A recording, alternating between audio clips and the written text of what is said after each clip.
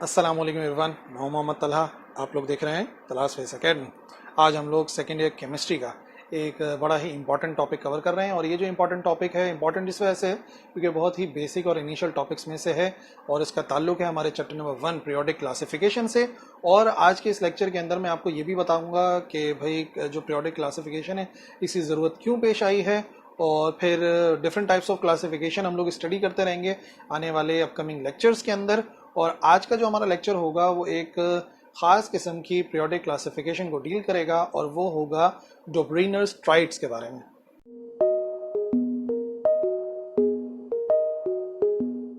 तो देखो, सबसे पहले जो एक बात है आपने समझनी है कि भाई इस टॉपिक की अहमियत क्या है। ठीक है, पीरियोडिक क्लासिफिकेशन की अहमियत क्या है। देखो, जब एलिमेंट्स डिस्कवर हो गए तो बहुत सारे एलिमेंट्स डिस्कवर होने के बाद अब बारी यहाँ पर आई कि हम किस तरीके से, ठीक है, हम किस तरीके से एलिमेंट्स को अरेंज करें कि उनकी अरेंजमेंट से बाकायदा उनकी फिजिकल, उनकी केमिकल प्रॉपर्टीज़ के बारे में हमें पता चले और उनकी जो लाइकलीनेस है, जो उनकी एक जैसी सिमिलैरिटीज़ हैं और जो उनके दरमियान के डिफरेंसेस हैं वो भी क्लियर हो सकें। ठीक है ना। तो जो तमाम के तमाम एलिमेंट्स हैं उनको डिफरेंट पैटर्न के अंदर अरेंज करना बहुत ज़रूरी था। ठीक है, वरना तो उनको याद करना, उनको स्टडी करना, उनकी प्रॉपर्टीज़ को स्टडी करना बहुत ज़्यादा डिफिकल्ट होने वाला था। तो सबसे पहले जो क्लासिफिकेशन हम लोग स्टडी करने वाले हैं वो क्लासिफिकेशन करी एक जर्मन केमिस्ट ने, और वो जर्मन केमिस्ट थे जोहान वोल्फगैंग डोब्रीनर। और इन्होंने क्या करा, इन्होंने जो है वो सबसे पहले एक चीज़ स्टडी करी जो मैं आपको भी एक्सप्लेन करूंगा। लेकिन सबसे पहले मैं आपको एक बात बता दूं, ये बात है 1829 की, जब पहली मर्तबा क्लासिफिकेशन की गई। और ये तब की गई जब उससे पहले एटॉमिक मासेस को यूनिवर्सली एक्सेप्ट कर लिया गया क्लासिफिकेशन के तौर पे। हम जो एटॉमिक मासेस हैं डिफरेंट एलिमेंट्स के, उनको हम क्लासिफिकेशन के लिए इस्तेमाल कर सकते हैं। ठीक है, तो ये जो ट्राइड्स का सिस्टम डोब्राइनर लेकर आया, इसने क्या किया, इसने स्टडी करा कि यार आम तौर पे तीन ऐसे एलिमेंट्स हैं, हम एलिमेंट्स को जो है वो ग्रुप के अंदर बना सकते हैं कि उस ग्रुप के अंदर जो एलिमेंट्स होंगे उनकी प्रॉपर्टी सिमिलर होंगी और उनके एटॉमिक मासेस के दरमियान में भी एक मैथमेटिकल रिलेशन निकल कर आ रहा है। तो एक मैथमेटिकल रिलेशन प्लस जो फिजिकल और केमिकल प्रॉपर्टीज हैं, ठीक है, उनको मिलाकर जो है एक ट्राइड का कॉन्सेप्ट दिया गया। और ट्राइड जो वर्ड निकला है वो 3 से है। ठीक है ना। तो 3 एलिमेंट्स को ग्रुप के अंदर बनाना है। ठीक है, ग्रुप बनाना है 3-3 एलिमेंट्स के, और उन तमाम एलिमेंट्स की खास बात यह है कि वो उनकी जो प्रॉपर्टीज हैं वो सिमिलर हैं। और दूसरी बात यह कि उनके एटॉमिक मास में एक बड़ा ही इंपॉर्टेंट रिलेशन निकल कर आ रहा है, जो कि मैं आपको बताता हूं डोब्राइनर्स ट्रेड के लॉ में। ठीक है, ट्रेड लॉ कहलाता है। इस पे पहले नजर डाल लेते हैं। डोब्राइनर्स ने स्टेट क्या किया ये आप समझ लो, जिसे लॉ ऑफ ट्राइड्स कहते हैं, कि the arithmetic mean of the atomic masses of the first and third element in a tried. मैंने आपको बताया ट्राइड का मतलब क्या हो गया। ट्राइड का मतलब हो गया कि 3 एलिमेंट्स का एक ग्रुप बनाना है। ठीक है ना। अब वो 3 एलिमेंट्स का जो ग्रुप है ना, तो लॉ ऑफ ट्राइड्स के मुताबिक जो अर्थमेटिक मीन होता है ना एटॉमिक मासेस का, ठीक है, और वो भी एटॉमिक मासेस, अर्थमेटिक मीन समझते हो, जितनी वैल्यूज होती हैं उनको ऐड करके divide by number of values करते हैं। और यहाँ पे हम क्या कर रहे हैं, यहाँ पे जो फर्स्ट एलिमेंट है और जो थर्ड एलिमेंट है, ठीक है ना, उनको हमने कैसे अरेंज करा, पहले हमने उनको एटॉमिक मासेस के लिहाज से अरेंज करा, और फिर जो पहला और तीसरा एलिमेंट बना ना, उनका हमने क्या मालूम करा, उनके एटॉमिक मासेस का हमने मालूम करा अर्थमेटिक मीन। और अर्थमेटिक मीन कैसे मालूम करा होगा, दोनों के एटॉमिक मासेस को ऐड किया और डिवाइड बाय 2 कर दिया। ठीक है ना। तो फिर वो बराबर आता है अप्रोक्सीमेटली, तकरीबन बराबर आता है to the atomic mass of the second element. यानी कि ट्राइड में जो बीच वाला एलिमेंट था ना, जो दूसरा एलिमेंट था, तकरीबन उसके एटॉमिक मास के बराबर वो अर्थमेटिक मीन आता है। ये बन गया हमारा लॉ ऑफ ट्राइड। ठीक है, दोबारा समझ लो। जो सबसे पहले हमने ट्राइड बनाया, ट्राइड हमने कैसे बनाया कि 3 एलिमेंट्स हमने अरेंज कर दिए एटॉमिक मासेस के लिहाज से। ठीक है, और फिर हमने क्या करा, मतलब इस तरीके से अरेंज करा कि जो पहला और तीसरा एलिमेंट है, ठीक है, जो पहला और तीसरा एलिमेंट है, उनके एटॉमिक मासेस का अगर अर्थमेटिक मीन मालूम किया जाए तो वो तकरीबन बराबर आ जाए दूसरे वाले एलिमेंट के एटॉमिक मास के। इस तरीके से हमने 3-3 एलिमेंट्स को अरेंज किया और वो जो 3 एलिमेंट का ग्रुप बना उसी को नाम दिया गया ट्राइड। ठीक है, पीरियोडिक टेबल के जरिए मैं आपको समझाता हूँ। देखो, पहला ट्राइड जो बनाया गया वो बनाया गया ये रहा, लिथियम, सोडियम और पोटेशियम का। ठीक है ना, एक ट्राइड ये बन गया यहाँ पर। ठीक है, फिर एक सबसे पहला जो ट्राइड बनाया था वो ये आ गया, कैल्शियम, स्ट्रॉन्शियम और बेरियम। ठीक है, ये हमारे पास ट्राइड आ गया। इसी तरीके से और भी ट्राइड बने, जो कि हमारे पास बना है क्लोरीन का, ब्रोमीन का और आयोडीन का, यानी कि हेलोजेंस का भी एक ट्राइड बनाया गया। ठीक है, तो टोटल कुछ 5 ट्राइड्स बनाए गए, लेकिन मैं आपको पीरियोडिक टेबल में से 3 की मिसाल दे रहा हूं कि एटॉमिक मासेस यानी कि होना ये चाहिए कि जो पहला, दूसरा और तीसरा एलिमेंट है, ये सारे के सारे एटॉमिक मासेस के लिहाज से तो अरेंज हुए हुए ना। जो पहला और तीसरा एलिमेंट है ना, इनके एटॉमिक मासेस का अगर अर्थमेटिक मीन मालूम करें तो वो आना चाहिए सोडियम का।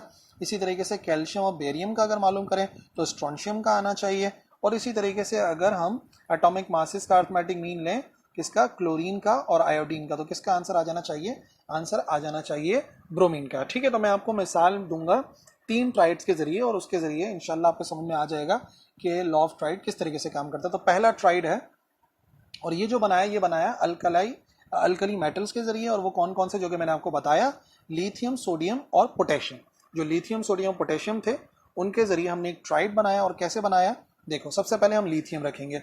अब लिथियम का एटॉमिक मास जो है वो कितना है, 6.94, ये आ गया लिथियम का एटॉमिक मास। ठीक है, दूसरा जो हमने एलिमेंट रखा वो हमने रखा सोडियम, और सोडियम को रखा तो सोडियम का एटॉमिक मास 22.99 या 23 अप्रॉक्सीमेट हम लोग लेते हैं।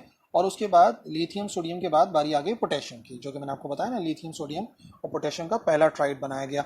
तो उसका जो एटॉमिक मास है वो आ गया 39.1। अब मैं आपको क्या कह रहा हूँ, हमने कैसे अरेंज करा कि पहले और तीसरा जो एलिमेंट है ना, इनके जो एटॉमिक मासेस हैं उनका अर्थमेटिक मीन सोडियम के एटॉमिक मास के बराबर आना चाहिए। ठीक है, तो फाइंड आउट कर लेते हैं। फाइंड आउट करेंगे तो क्या होगा, 6.94 ये आ गया लिथियम का एटॉमिक मास, इसमें ऐड कर दिया 39.1 यानी कि पोटेशियम का एटॉमिक मास। इन दोनों को ऐड करके जो आंसर आया हमने डिवाइड कराया 2 से, तो हमारे पास क्या आंसर आ गया 23.02। मैंने आपको बताया लॉ ऑफ ट्राइड क्या कह रहा है, लॉ ऑफ ट्राइड कह रहा है कि इनका जो अर्थमेटिक मीन है पहले और तीसरे के एटॉमिक मास का जो अर्थमेटिक मीन है वो अप्रॉक्सीमेटली सेकंड वाले के एटॉमिक मास के बराबर आएगा, और जो कि आ रहा है। ठीक है, 23.02 हमारा आंसर आ रहा है। और सोडियम का एटॉमिक मास होता है 22.99, तो हमने सोडियम को रख दिया इस ट्राइड में दरमियान वाले में। दूसरा ट्राइड देखते हैं, ट्राइड नंबर 2। ये हमने रखा कैल्शियम, बेरियम और स्ट्रोंशियम का, जो कि मैंने आपको बताया। ठीक है, तो ये एक और ट्राइड बना, और ये ट्राइड कैसे बना तो देख लो। कैल्शियम का एटॉमिक मास 40.1। ठीक है, उसके बाद हमने किसको रखा, उसके बाद हमने रखा स्ट्रोंशियम को, और उसको हमने रखा तो वो कितना हो गया, वो हो गया 87.6। और फिर तीसरा जो हमने इसके अंदर एलिमेंट रखा वो हमने रखा बेरियम, और बेरियम है 137.3। और हमने किस तरीके से अरेंज करा, हमने कैसे ये ट्राइड बनाया, वो ट्राइड इस तरीके से बनाया कि जो पहला एलिमेंट है यानी कैल्शियम, इसका एटॉमिक मास और बेरियम के एटॉमिक मास का हमने अर्थमेटिक मीन निकाला। अर्थमेटिक मीन का मतलब दोनों को ऐड करा और डिवाइड बाय करा दिया 2। तो आना चाहिए किसका एटॉमिक मास, दूसरे वाले का यानी कि स्ट्रोंशियम का। ओके, सो 40.1 प्लस 137.3, इनको ऐड करा और डिवाइड कराया 2 से, तो आंसर आ गया 88.7। And this answer is approximately equal to the atomic mass of strontium. इस वजह से इस ट्राइड का जो तीसरा एलिमेंट था वो था स्ट्रोंशियम। इसी तरीके से तीसरा ट्राइड बताते हैं, इसे इंशाल्लाह समझ में आ जाएगी पूरी बात। अब आपको हेलोजेंस का बनाया गया, क्लोरीन का, ब्रोमीन का और आयोडीन का। ठीक है, एक और ट्राइड बनाया गया, और ये जो ट्राइड बना उसमें क्लोरीन आ गया 35.4 एटॉमिक मास, और ब्रोमीन का आ गया 79.9, और इसी तरीके से एटॉमिक मास आ गया आयोडीन का 126.9। अब वही करना है, क्लोरीन और आयोडीन के एटॉमिक मासेस का अर्थमेटिक मीन लेना है। 35.4 प्लस 126.9, इनको ऐड करके डिवाइड बाय 2 किया तो आंसर आया 81.15, which is approximately equal to the 79.9, जो कि ब्रोमीन का हम लोग 80 लेते हैं ना एटॉमिक मास, तकरीबन उसी के ही बराबर है। तो इस तरीके से 5 ट्राइड्स आज तक बन पाए। ठीक है, मतलब कि उस वक्त बन पाए, और 3 मैंने आपको समझा दिए ताकि ट्राइड्स का कॉन्सेप्ट जो है वो आपको समझ में आ जाए। ठीक है, तो आई होप आपको समझ में आ गया होगा कि जरूरत क्यों पेश आई और एक्चुअली जो लॉ ऑफ ट्राइड्स था वो क्या था।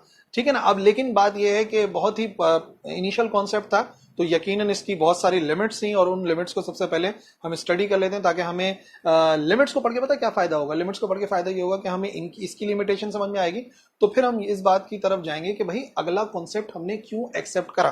ठीक है, इसमें कुछ लिमिटेशन थे तो उनको ओवरकम करके हम अगले कॉन्सेप्ट की तरफ क्यों गए, तो देख लेते हैं पहले लिमिटेशन।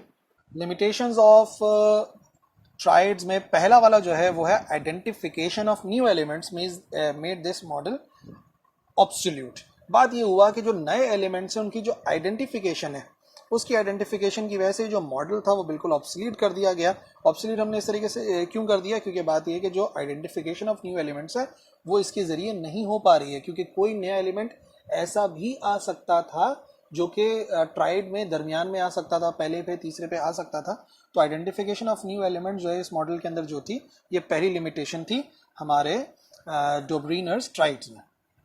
नंबर 2, जो नए एलिमेंट्स थे वो फिट नहीं हो रहे ट्राइड के अंदर, ठीक है। जो नए एलिमेंट्स हैं उनकी आइडेंटिफिकेशन भी नहीं हो रही है इस मॉडल में। और दूसरी बात ये है कि जो नए एलिमेंट्स हैं वो ट्राइड में फिट नहीं हो पा रहे, जो कि बात मैंने आपको फर्स्ट वाले में भी समझाई, ठीक है ना। ये लिमिटेशन आ गई, जाहिर सी बात है हमें इसे छोड़ना पड़ा इस ट्राइड के सिस्टम को। और दूसरी बात ये है कि सिर्फ 5 ट्राइड्स आइडेंटिफाई हो पाए और इसके अलावा कोई भी ट्राइड आइडेंटिफाई नहीं हो पाया, ठीक है ना। तो ये 3 आप देख लो, एक इतनी इंपॉर्टेंट लिमिटेशन मिली है हमें डोब्रिनट ट्राइड की, कि भाई इस लिमिटेशन की वजह से हमें दूसरे जो सिस्टम्स थे उनकी तरफ जाना पड़ा, दूसरे जो प्रोसेस थे उनकी तरफ जाना पड़ा।